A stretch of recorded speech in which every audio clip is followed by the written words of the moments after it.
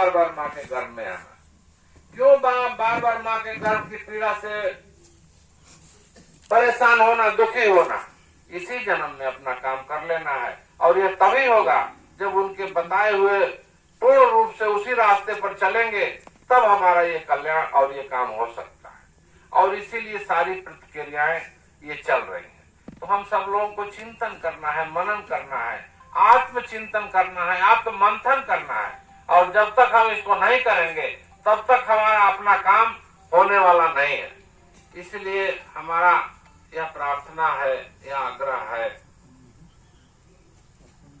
परिवार के एक सदस्य के नाते, हम सब लोग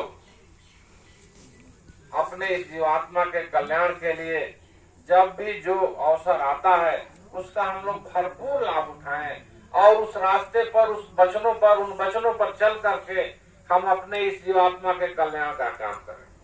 बाकी चीजें तो विशेष रूप से शिव जी भाई ने भी और राधे श्याम जी ने भी विस्तृत रूप से सभी चीजों पर विस्तार से चर्चा किया है। किसी को कुछ विशेष बताने की जरूरत नहीं है, लेकिन हमको अपने आत्मबल को मजबूत करना होगा। जो कमजोरी हमारी है उस पर चिंतन करना होगा, और जब तक ये नहीं करेंगे हमारा काम होने में कठिनाई आएगी, और दुनिया के थपेड़ों में, दुनिया के जंजालों में हम बराबर फंसते चले जाएंगे, निकलने का नाम नहीं लेंगे। तो उसका कारण क्या होगा? पुनः माँ के गर्भ में आना पड़ेगा, और उस पीड़ा से, माँ के गर्भ की पीड़ा क्या होती है हम सब लोगों ने सत्संगों में बार बार सुना है। कितनी पीड़ा होती है। 5 महीने 10 दिन के बाद जब जीव इस गर्भ के अंदर आता है तो उसके बाद कितनी पीड़ा, किस तरह की पीड़ा होती है, ये बताने की आपको जरूरत नहीं है। क्योंकि सत्संगों में हम सब लोगों ने बहुत बार और बहुत तरीके से हम सब लोगों ने सुना है और समझा है। तो उस पीड़ा से बचने के लिए हमको इसी जन्म में अपना काम कराने के लिए अपने संत सदगुरु के एक वचनों पर चल करके हमारे अपने जीवात्मा का कल्याण कराना है। यही हमको अपने हृदय में दृढ़ संकल्प बनाना है। दुनिया के काम तो होते रहे, आप रहेंगे तो भी होंगे और नहीं रहेंगे तो भी होंगे। उससे कोई मतलब की बदलने वाला नहीं है।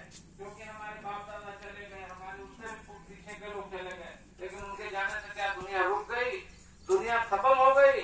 नहीं, आज हम हैं तो दुनिया चल रही है, कल नहीं रहेंगे तो भी दुनिया चलेगी। यह मन में भाव रख करके हमको निरंतर अपने निज काम को करते रहना है, और बराबर लोगों को प्रेरित करते रहना है। क्योंकि आप जपें औरों को जपाएं, सो कहे नानक मुक्ति पाए। हम खुद करें और लोगों को प्रेरणा दें। ये जगह जगह सत्संग कराना, जगह जगह नाम जप कराना क्या है?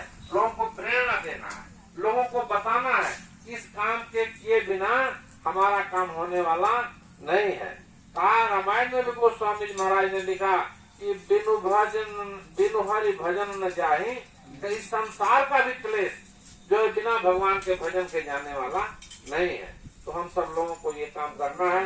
दूसरी बात ये, इस समय महत्वपूर्ण सबसे बड़ी चीज एक आई हुई है, ये जो गुरु महाराज का पावल में मंदिर बन रहा है। मंदिर करीब करीब समझिए कि बन चुका है, थोड़ा बहुत काम बाकी है, वो भी बहुत जल्दी वो पूरा हो जाएगा। इसके बाद महाराज जी ने कहा इसको कपड़ा पहनना। कपड़ा पहनाने का मतलब कि जैसे उसके ऊपर पत्थर लगाना, संगमरमर लगाना। अब किस तरह के पत्थर लगेंगे आप इस चीज को सोचिए, इसका मुझको पक्का अंदाजा तो नहीं है, लेकिन महाराज जी एक बार दुबई गए हुए थे, वहाँ कोई मंदिर या मस्जिद देखा उन्होंने, और देख करके उसके पत्थर को पसंद किया। कहा कि अगर अपने मंदिर में ये पत्थर लगे तो बहुत खूबसूरत लगेगा, बहुत अच्छा लगेगा। वो पत्थर कहाँ से आएगा यह भी हमको जानकारी नहीं है, किस देश से आएगा, लेकिन अपने देश के बाहर से हुआ है। इसका मतलब कि वो पत्थर बहुत महंगे पड़ेंगे, वो सस्ता नहीं होगा, लेकिन देखने में विलक्षण होगा। तो जब हम मथुरा में गुरु महाराज के द्वारा मंदिर बनाया गया था, 130 रुपए एक पत्थर का रेट था। तो लोगों ने 10, 5, 8, 5, 10, 20 जो भी किसी ने एक का भी, मतलब उस समय पैसे का वैल्यूएशन भी था 130 रुपए। आज के 130 रुपए का वो वैल्यूएशन नहीं है। तो लोगों ने 1, 2, 4, 5, 10 जिनके परिवार में 10 लोग थे, 10 लोगों ने, हमारे परिवार में उस समय 14 लोग थे, हमने 14 पत्थर का संकल्प किया था और उतना पैसा जमा किया था। आज मान लीजिए एक पत्थर का 2100 रुपये महाराज जी ने तय किया है, और ये उसमें अमाउंट तो लिखा नहीं जाएगा, वो तो पत्थर की संख्या ही लिखी जाएगी।